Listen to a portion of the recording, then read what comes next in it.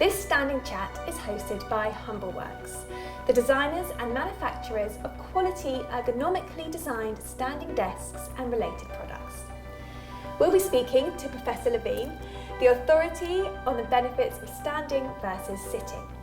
He has received more than 50 awards in the field of science, started more than 24 companies, and is the author of Get Up, a book which opened the eyes of millions of people to our modern sedentary lifestyle and the health issues behind sitting down for extended periods of time.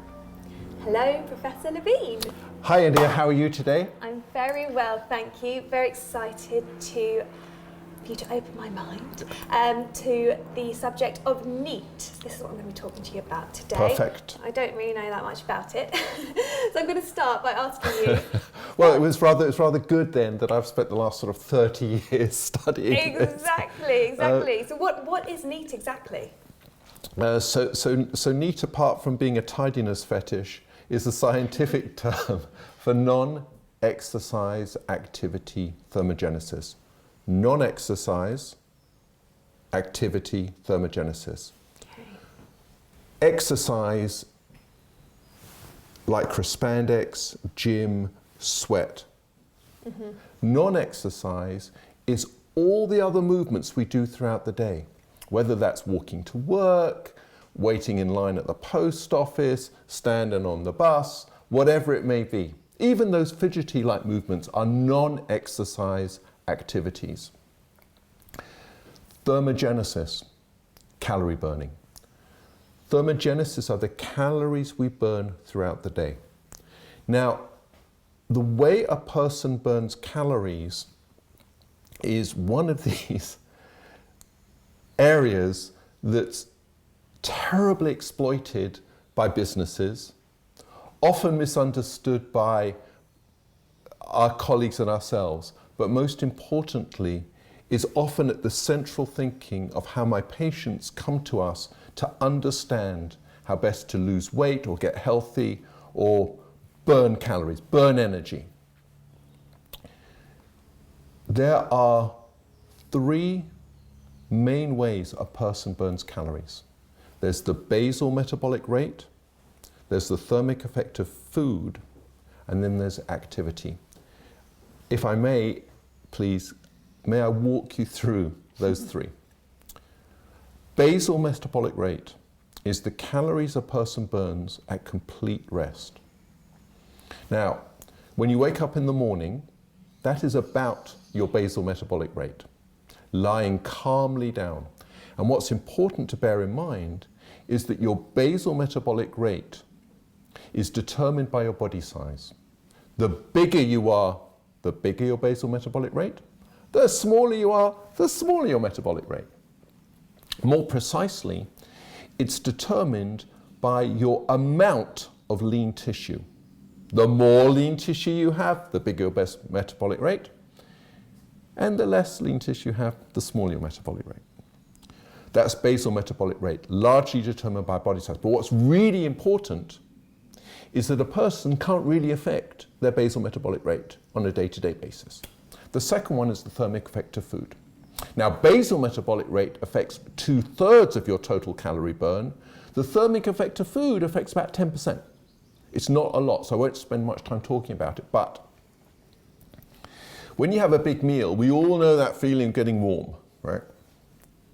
Before taking your nap.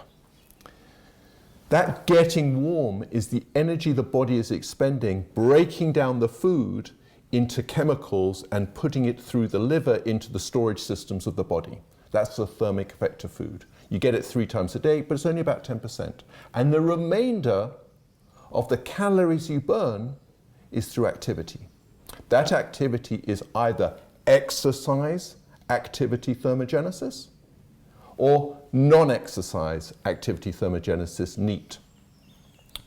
Just to touch on exercise for a second. It is fantastic for those of us who do go to the gym, do our yoga, Pilates, bicycling, whatever it may be, absolutely fantastic. Or if you do it at home, fantastic too, running too. But think about the 2-hour gym visit. Half an hour is in the car to get there. Takes 10 to 15 minutes to change. Then there's the class. The class is, and that takes what, 30 to 40 minutes. Then there's the sort of the showering. Then there's actually the biggest impediment to going to the gym, which is actually not my biggest impediment to going to the gym, which is redoing one's hair. I don't know why you're laughing. And then you have to get back to where you started in the car. So bear in mind, for that 2-hour gym visit, you've probably only actually been active for 40 minutes. Now, the other thing is, most people don't get to the gym every day. They go 3 times a week. On a good week, right? So even regular gym goers doing 2 hours 3 times a week, when you really bubble it down and you look at the calories they burn, they may burn several hundred calories while they're sprinting away, doing the whatever it may be. But when you average it out over the day and consider how the actual amount of time the person has spent doing stuff, it only averages, even in gym goers, 100, 150 calories a day on average. And remember, 95% of the world's population don't take formal exercise of this type at all. And so, therefore, you start to realize that if I can't affect my basal metabolic rate, the thermic effect of food is small, and most people don't go to the gym. Certainly most of my patients don't. And even if I do go to the gym, it's only 100, 150 calories a day on average. The only missing portion, accounting for a third, we'll talk about it in a second, of the calories I burn, is through non-exercise activity. And it's the only one you can truly affect, because you've got sort of the whole week, you've got 15 hours a day to actually impact it. So, if you consider it that way, and you say, well, I want to increase my calorie burn, what do the numbers actually teach us? What do we actually learn? We've done, others and ourselves have done studies where we've taken all these everyday activities and added the calorie impact of all of them, doing them the chair-based way versus doing them the neat way. Washing the dishes. The best way to wash your dishes is, well, apart from ordering takeout food and not washing them at all, but the best way of washing your dishes is to put them in a machine. The best way of washing your clothes is to put them in a machine. The best way to get to work is to dry. We know all of this. This is the modern world. If you take all of those activities and convert them to active activities, and that can be washing your dishes by hand, heaven forbid, washing your clothes by hand, and walking to work and so on and so forth. If you simply make those conversions and do nothing else, an average person will burn an extra, drumroll, 700 calories a day. Wow. It's huge.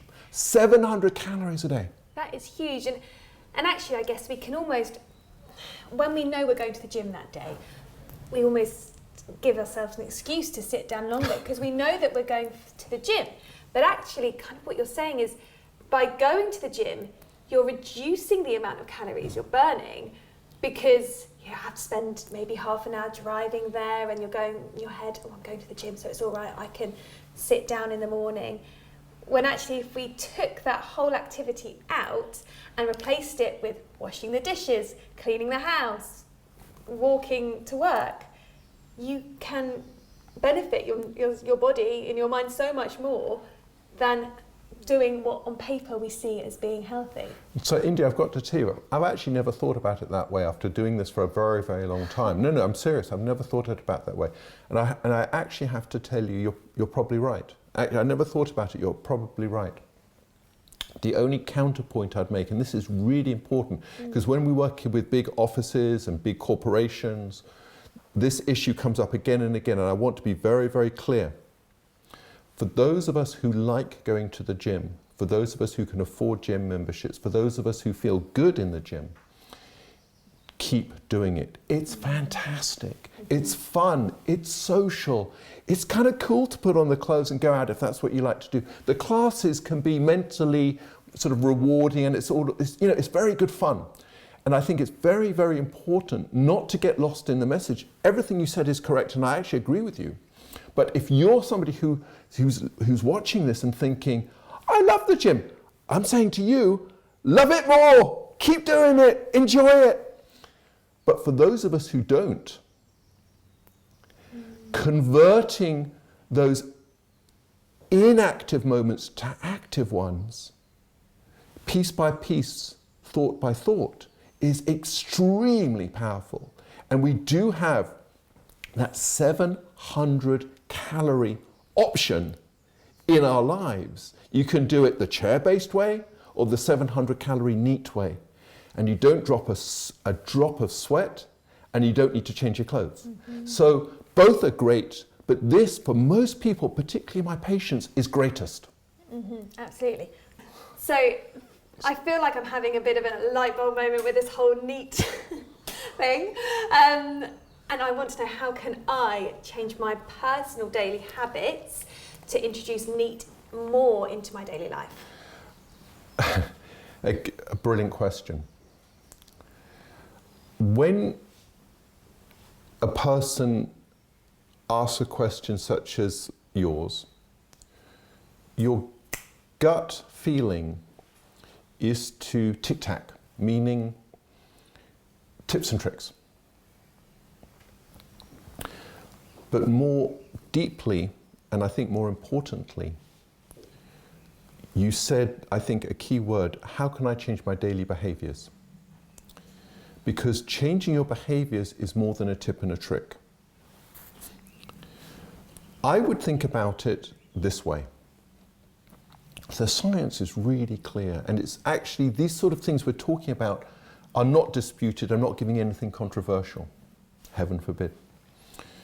We know that if you get off your bottom and walk at a slow pace, and I'm talking shopping pace, which is strolling pace, you're going to burn an extra 100 to 150 calories an hour, okay? Indisputable. If I convert one meeting a day from being a 1 hour sitting meeting to a 1 hour walking meeting, strolling, chatting, ideas, I'm going to burn an extra 700 to 800 calories a week. 700 calories a week for converting one meeting from sitting to the same meeting walking. No sweat, no changing clothes. Okay. Tips and tricks. That's not the same thing as planning to integrate this into your life. Sometimes I think about this almost like, in human relationships. You can meet somebody for coffee, fantastic, they come and they go, but they're not part of your life. When a person gets married or has a deep relationship, they integrate into each other's lives, and it takes planning, and it takes thought, and it takes work. It's work done with love, but it's work. And this I think of the same way. If I want to bring activity into my life, it's not coming for free. It sounds like it, getting up and moving, walking, no clothes, no gym, but it's not. It is going to require work. It's like an adage of life. If you don't put anything in, you're not going to get anything out. And this is no different. So when I literally sit down with a patient and talk through their day, I have my patients at first have logged their days almost like in a little diary. And there are apps to do this too. A piece of paper is just as good. And what we do is we sit down, we get up, and we talk through that patient's day. Not everybody can walk to work. I work 6.5 miles, and there's a motorway in between. I can't walk. Walking to work is silly, but I can park in parking lot C, not parking lot A, and do a 30-minute walk into the office. If I do that every single day, that's an hour of walking a day for free. No time lost, because I'm not waiting for the perfect parking space. The meeting with my manager, with my boss, is not something I can go and say, let's be honest, I want to do this meeting, walk and talk. It's just not going to happen. But when I meet with Joanne in accounting for our weekly meeting, we've been colleagues for 10 or 15 years, there's no reason we can't do that meeting, walking and talking. We have a circuit in our office where we do this. walking and talking. That can be built into my schedule. Not only can it be built into my schedule, it can be color-coded on my scheduling system so that green means walk and talk meeting. And we can go through our days just like you were saying with your dog. Your dog would be surprised, maybe pleasantly surprised, that after each of your meals you're going to do a 15-minute walk. And you might say, well, hang on a sec, Jim, hang on a sec. There's neighbours. I can't miss neighbours. No problem. Neighbours starts at 7:45, meal at 7:15, walk 7:30 to 7:45, both tasks accomplished. And as we tease apart our day, we start to realise that yes, we can simply get up now and go for a walk, job done, but it's not like that. Integrating NEAT into your day takes thought, takes planning, and yes, it takes work, it takes commitment. But like with all behavioral changes, once you've done it for a while, and the magic number, I love science, there is a magic number as to what that means, 21 days. So if you can do this walk before your TV program with your dog every day for 21 days, you've got it. If I can do my weekly meeting with Joanne for 21 weeks in a row, 4 months, I've got it. Mm-hmm. And on we go. So it takes work, it takes commitment, it takes thought. But the cool thing about integrating NEAT into your everyday is that every single person can do it. And I guess it's about just rethinking everything we do habitually and going, hang on a moment, just because this is the status quo doesn't mean we have to continue doing it. And like you say, 21 times, eventually it'll get into our bodies, and then if we go to have that sit-down meeting with Joanne instead, that will feel weird. Yeah, you are again 100% correct. The thing that again is very, very interesting is that when you start questioning, it's exactly what you said, when you start questioning how I live my own day, and I start doing it different. What is fascinating, we call this the NEAT ripple effect. We never thought this, we never anticipated this, I promise you, it just proved to be the case. What happens is you start to question it. Hang on, do I actually need a weekly meeting with Joanne? Is that actually necessary?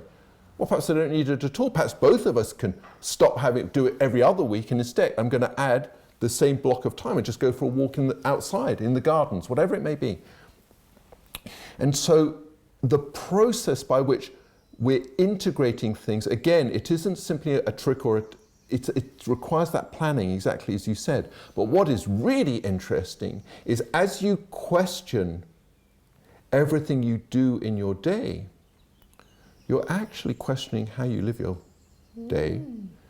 As you're questioning how you live your days, you're questioning how you live your weeks and your weekends and ultimately your life.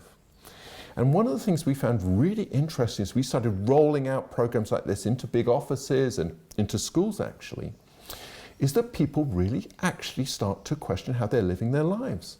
Again, I'm not afraid to tell you, I've had amazing relationships with people who are friends and colleagues and life partners. And I've had less good relationships. But at the end of the day, stagnation is no good for anything. Unless you actually proactively take up that decision to investigate, to make it move, to add dynamism, to make it exciting, to bring in the sparks of excellence and excitement, it's going nowhere. And it is as true for personal relationships as it is true for how we work, as it is true as how we spend our leisure time. So it takes work, but my goodness, it's worth it. And that ripple effect idea I think is fascinating, because obviously not only are you having a ripple effect in your own personal health and well-being, you're going to be having a ripple effect on other people's lives, because if you're saying, come on, Joanne, let's go for a walk, she's going, oh, all right then, I'll go with you, and then you're hopefully then inspiring her to then do the same, and then she'll probably ask, I don't know, Terry in the office to do the same, and you can just see this neat idea. It's really, really cool. India, listen to this. So everything you said is true. But one of my favorite stories when we went into our first offices in Minnesota, at Salo they were called, Amy, who was actually one of the co-CEOs, came up to me and said, we'd been working with the company, I think, for 3.5 months at that point. She said, Jim, I've got to tell you something. We had my son's eldest birthday party last weekend. And normally we have them come over, they watch a movie, we eat cake and ice cream, fantastic. We said, no, we're not going to do that. And this was in Minnesota, snow six months of the year. We had a tobogganing party. They made their own toboggans, they did racing. And she said, you know what my son said to me? My son didn't say it was neat, didn't say it was active. He said it was the best party we've ever had. And she said the reason it popped into her mind as a mum was because of all this stuff she was doing at work. And that is the most beautiful ripple of all. And we see this all the time. And I could give you, I know we've got thousands of hours, I could give you probably 500, literally 500 examples of things, just as you're saying, in the office, but also in people's homes, in people's personal lives. Just another quick story. A man who was in one of our office programs, his mum was something like an Olympic cyclist. I mean, obviously a generation ago. And he said he's been very overweight all his life and so on and so forth. And so on. He lost 20 pounds. And he said to me, I've got to tell you, I bought the first bike since I was a kid. And I've started cycling. And then he starts telling me about his mum, and his mum was always cycling, and she was like a super athlete and all this kind of thing. And we sort of sat down, and he explained that he'd taken off, obviously, office job, and one job led to another. He got married, he gained more weight, and then his job became more stressful, and he ate more. But it just wasn't him. It wasn't him. And his genetics, if you like, was to be like, you know, have the genes of his mum. And he'd bought his first bike. So he'd sort of graduated from a NEAT program to now the exercise program. Fantastic. And guess what? At the end of the story, this man has lost 25 kilos. He's really, really strong. He like cycles 50 miles a day, all this kind of thing. Unbelievable. But the NEAT ripple is once you start to, I suppose the way I think about it would be to say, once you start to empower your day, your minute, your hour, it ripples on from there.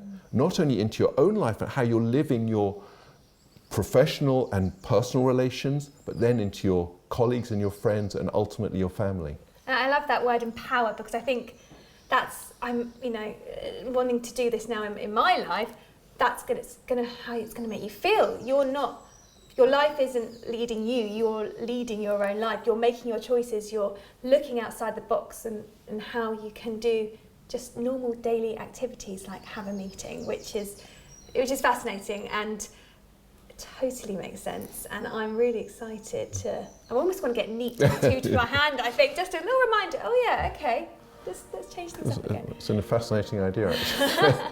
So thank you. My pleasure.